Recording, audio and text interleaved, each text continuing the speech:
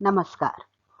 आज हम पढ़ेंगे कक्षा 7 की हिंदी की पाठ्यपुस्तक वसंत भाग 2 का 8वां पाठ, जिसका शीर्षक है शाम एक किसान। यह एक कविता है जिसके कवि हैं श्री सर्वेश्वर दयाल सक्सेना। इस कविता में कवि ने प्रकृति का मानवीय चित्रण किया है। कवि ने किसान के रूप में जाड़े की शाम के प्राकृतिक रूप को दर्शाया है। इस दृश्य में पहाड़ एक बैठे हुए किसान की भांति दिखाई दे रहा है। आकाश उसके सिर पर बंधे साफे के समान, बहती हुई नदी घुटनों पर रखी चादर जैसी प्रतीत होती है।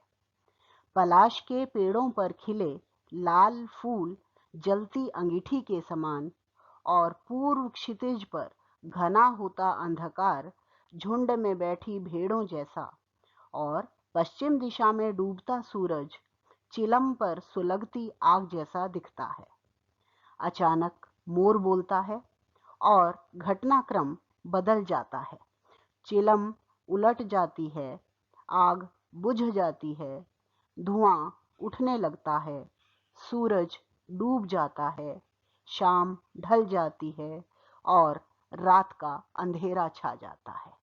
तो सबसे पहले कविता का वाचन करते हैं, कविता को पढ़ते हैं। आकाश का साफा बांधकर सूरज की चिलम खींचता बैठा है पहाड़, घुटनों पर पड़ी है नदी चादर सी, पास ही दहक रही है पलाश के जंगल की अंगीठी, अंधकार दूर पूर्व में सिमटा बैठा है भेड़ों के गल्ले सा। अचानक बोला मोर, जैसे किसी ने आवाज दी, सुनते हो? चिलम औंधी, धुआं उठा, सूरज डूबा, अंधेरा छा गया। कविता छोटी सी है, लेकिन इसमें हमें बहुत कुछ सिखाया गया है। तो सीखते हैं, पढ़ते हैं कैसे। आकाश का साफा बांधकर सूरज की चिलम खींचता। इन पंक्तियों में कवि खुले आसमान के नीचे खुले मैदान में बैठा है। जाड़े की शाम का वर्णन है। कवि प्राकृतिक सौंदर्य को निहार रहा है और पहाड़ को देखकर कवि ये कल्पना करता है कि मानो कोई किसान बैठा हुआ है। अब पहाड़ को किसान माना है तो क्या क्या सोच रहा है कवि, कैसे बैठा है वो पहाड़ या वो किसान? आकाश का साफा बांधकर। उस किसान ने जो साफा बांधा है, कवि कल्पना करता है कि जो ऊपर आकाश या आसमान दिखाई दे रहा है वो किसान के साफे के समान है। साफा किसे कहते हैं? पगड़ी को कहते हैं। सिर पर जो कपड़ा बांधा जाता है, पगड़ी, उसे कहते हैं साफा। कि किसान ने आकाश का साफा बांधा हुआ है, सूरज की चिलम खींचता। हर पंक्तियां सुनते समय इस फोटो पर ध्यान आप लोगों को देना है ताकि आप लोगों को कविता अच्छी तरह से समझ में आ जाए। सूरज कैसा दिखाई दे रहा है हमको? एकदम लाल लाल सूरज, क्योंकि शाम का समय है। ये सूरज पश्चिम दिशा में डूब रहा है।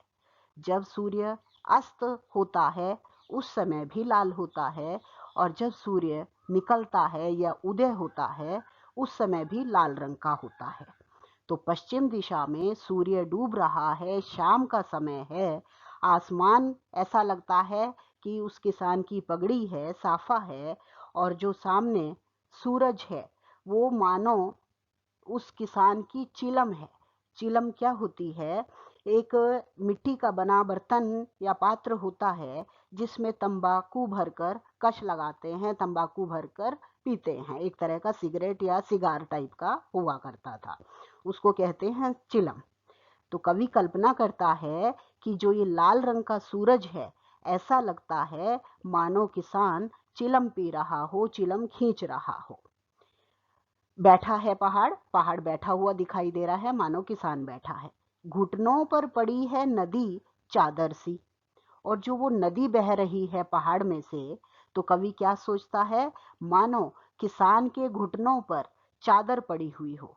चादर सी, सी यहाँ उपमा अलंकार है। चादर सी मैंने चादर के जैसी, सा से सी उपमा अलंकार। जो नदी बह रही है पहाड़ से, उसको देखकर कवि को ऐसा लगता है कि मानो उस किसान के घुटनों पर चादर पड़ी हुई हो। पास ही दहक रही है पलाश के जंगल की अंगीठी, और पास ही जो पेड़ हैं, पलाश के पेड़ हैं, इनके फूलों का रंग एकदम लाल होता है, और जब अंगीठी दहकती है तो उसके भी अंगारे लाल लाल रंग के होते हैं। तो कवि को ऐसा लगता है कि मानो पास ही पलाश के जंगल की अंगीठी दहक रही हो। दहक रही मीन्स जल रही हो। जिस तरह से अंगीठी में कोयले जलते हैं लाल लाल रंग के, तो कवि को पलाश के लाल फूलों को देखकर ऐसा महसूस होता है मानो कोई अंगीठी जल रही हो और किसान उस पर अपने हाथ सेक रहा हो, अपने हाथ ताप रहा हो। अंधकार दूर पूर्व में सिमटा बैठा है भेड़ों के गल्ले सा, और अंधकार अंधेरा पूर्व में, पूर्व से सूर्य चला आया है और पश्चिम दिशा में आ गया है, तो पूर्व से सूर्य आ गया तो पूर्व में हो गया अंधेरा। तो पूर्व दिशा में अंधेरा ऐसा लगता है मानो सिमटा बैठा हो, सिकुड़ कर बैठा हो, किसकी तरह? भेड़ों के गल्ले सा। गल्ला यानी झुंड, यानी वास्तव में तो बैठे हैं भेड़, भेड़ों का झुंड बैठा है पूर्व दिशा में, और कवि ये कल्पना करता है कि मानो वो भेड़ों का झुंड नहीं है, अंधकार है जो पूर्व दिशा में सिमटा बैठा है। फिर से सुनिए, कवि ने पहाड़ को एक बैठे हुए किसान की भांति महसूस किया है या चित्रित किया है। उसके ऊपर आसमान ऐसे प्रतीत होता है जैसे उसने साफा बांधा हुआ हो, पगड़ी बांधी हुई हो। पहाड़ में से निकलती नदी किसान के घुटनों पर पड़ी सफेद चादर सी प्रतीत होती है, और पास में खिले हुए पलाश के फूल ऐसे लगते हैं जैसे दहकते अंगारों की अंगीठी में किसान अपने हाथ ताप रहा हो। पूर्व दिशा में गहराता हुआ अंधेरा झुंड में बैठी भेड़ों के समान प्रतीत हो रहा है, तो पश्चिम में अस्त होता सूरज किसान की चिलम की भांति दिखता है, जैसे किसान हाथ में चिलम पी रहा हो। दूसरा पैराग्राफ पढ़ते हैं। अचानक बोला मोर जैसे किसी ने आवाज दी। अभी कवि इस कल्पना में ही था, प्राकृतिक सौंदर्य का आनंद ले रहा था। अचानक एक मोर की आवाज आई। अचानक बोला मोर जैसे किसी ने आवाज दी। मोर की आवाज को सुनकर कवि को ऐसा लगा जैसे किसी ने आवाज दी हो, और उस मोर की आवाज में कवि को क्या सुनाई दिया? सुनते हो। ये सुनते हो आवाज कौन लगाता है?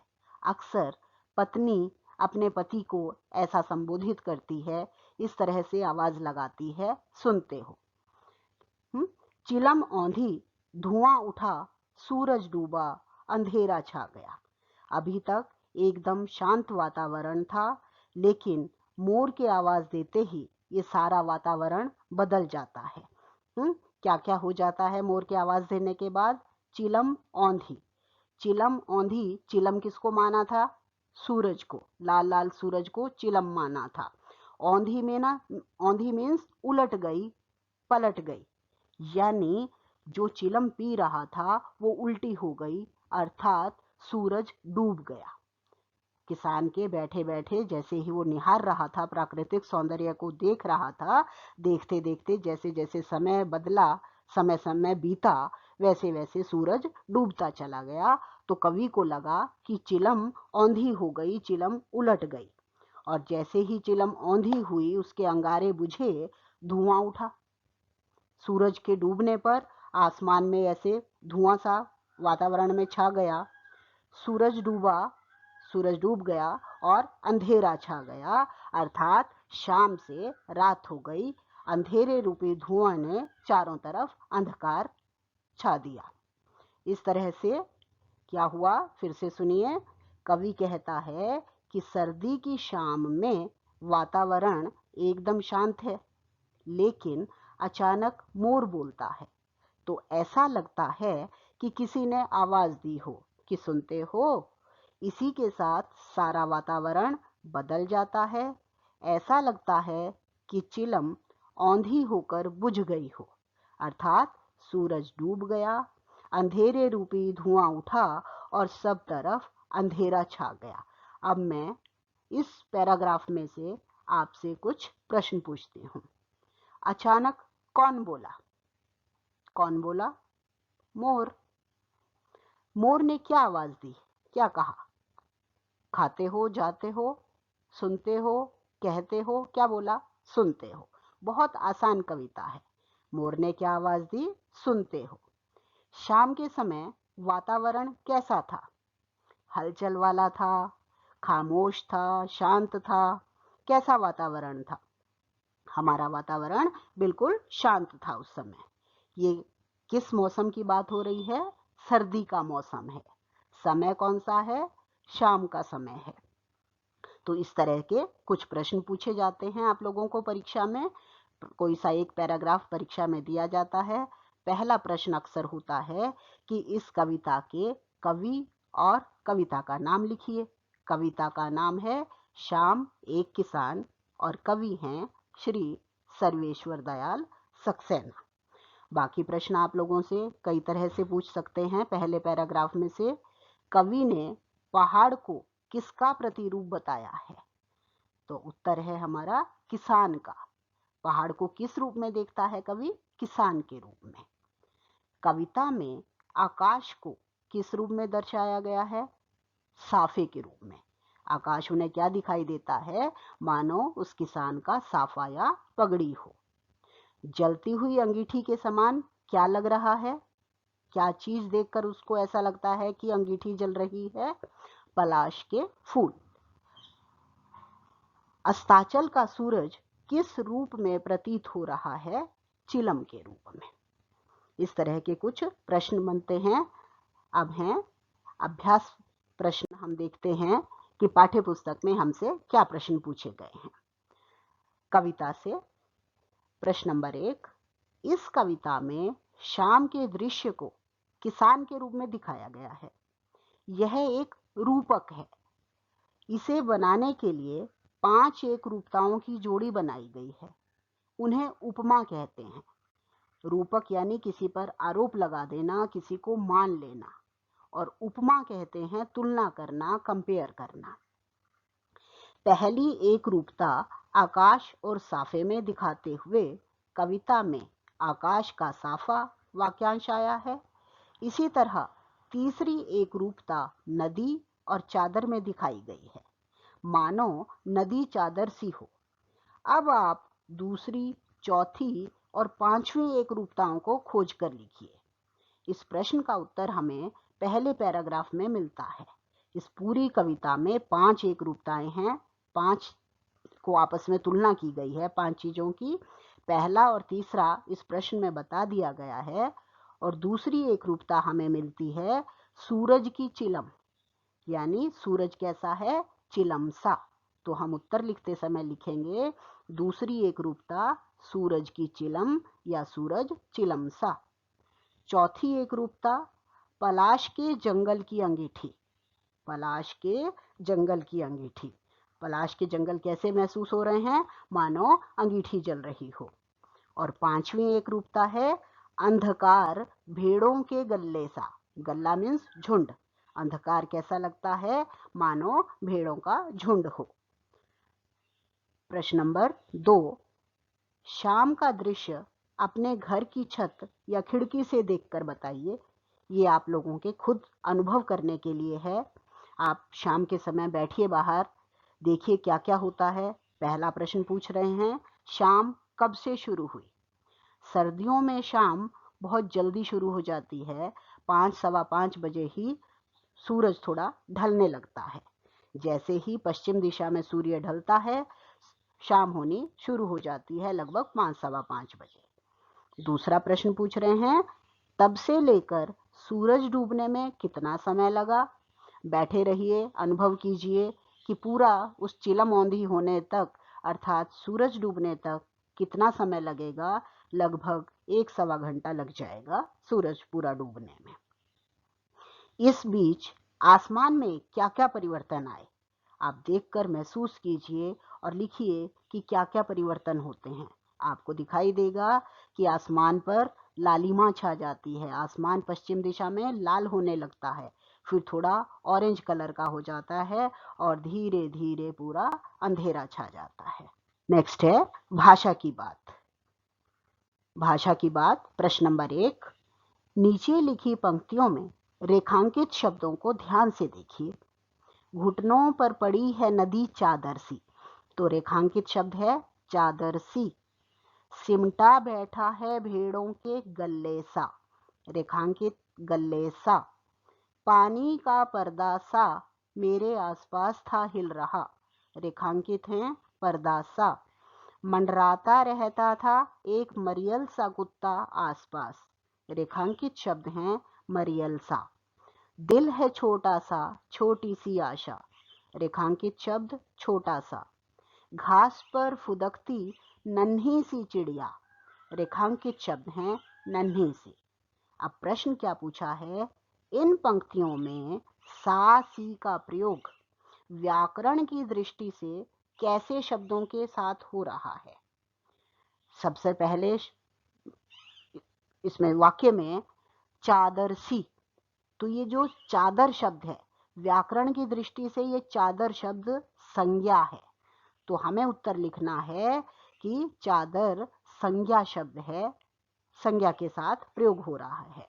दूसरे में गल्ले सा, ये गल्ला शब्द भी, गल्ला यानी झुंड, ये गल्ले शब्द भी संज्ञा शब्द है।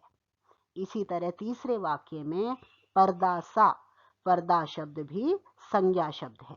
अर्थात क ख ग इन 3 वाक्यों में सा से सी का प्रयोग संज्ञा शब्दों के साथ हुआ है। चौथा वाक्य घ, मरियल सा कुत्ता, कुत्ता कैसा है? मरियल सा, अर्थात ये व्याकरण की दृष्टि से विशेषण शब्द है। छोटा सा, ये भी विशेषण है। और नन्ही सी, चिड़िया कैसी है? नन्ही सी, ये भी विशेषण शब्द है। अर्थात घ, ग और च अंतिम 3 वाक्यों में सा से सी का प्रयोग विशेषण शब्दों के साथ हुआ है। इस तरह हमें इनको पहचानना है और इनका मतलब समझना है। तो पहले 3 में सा से सी का प्रयोग संज्ञा शब्दों के साथ और अंतिम 3 में सा से सी का प्रयोग विशेषण शब्दों के साथ हुआ है। प्रश्न नंबर 2, निम्नलिखित शब्दों का प्रयोग आप किन संदर्भों में करेंगे? प्रत्येक शब्द से 2-2 वाक्य बनाएं। अर्थात ये जो शब्द दिए हैं इनके 2 अलग मीनिंग में हमको वाक्य बनाने हैं। पहला शब्द है औंधी, औंधी मीन्स उल्टी, 2 अर्थ हैं। जैसे कविता में क्या आया है? चिलम औंधी, चिलम औंधी हो गई, उलट गई। हाँ, इसी तरह हम कुछ और वाक्य बना सकते हैं कि किसान ने फल की टोकरी फर्श पर औंधी कर दी, यानी खाली कर दी, उल्टी कर दी, इस तरह से औंधी। और दूसरा इसका मीनिंग हो सकता है औंधी लेटना, पेट के बल लेटना। बच्ची या किसी का नाम लिख सकते हैं, रीता गुस्से में आई और आकर बिस्तर पर औंधी लेट गई। इस तरह से 2 डिफरेंट मीनिंग में हमको इनका वाक्य बनाना है। दूसरा शब्द है दहक, दहकना मीन्स जलना, आग की लपटों के संदर्भ में हम इसको ले सकते हैं। घर में आग जोरों से दहक रही थी, अंगीठी में आग दहक रही है। और दूसरा हम ले सकते हैं जलन या डाह, ईर्ष्या, गुस्सा में जो मतलब जलन होती है उसको दहकना कहते हैं। अपने भाई की मौत का बदला लेने के लिए उसका मन अभी भी दहक रहा है। इस तरह हम वाक्य बना सकते हैं। तीसरा शब्द है हमारे पास सिमटा, इसका 2 अर्थ हैं। एक सिमटा यानी संकुचित हो जाना, सिकुड़ जाना, कि सर्दी के कारण कुत्ता कोने में सिमटा बैठा है, सिमट कर बैठा है, सिकुड़ कर बैठा है, अपने हाथ पैर सिकोड़ कर सर्दी के कारण कुत्ता कोने में सिमटा बैठा है। और दूसरा सिमटा यानी सिमटा लेना, फिनिश करना, समाप्त कर देना। घर का सारा काम सिमटा कर माँ सोने चली गई। इस तरह से आप अपनी मर्जी से कुछ भी वाक्य बना सकते हैं। धन्यवाद।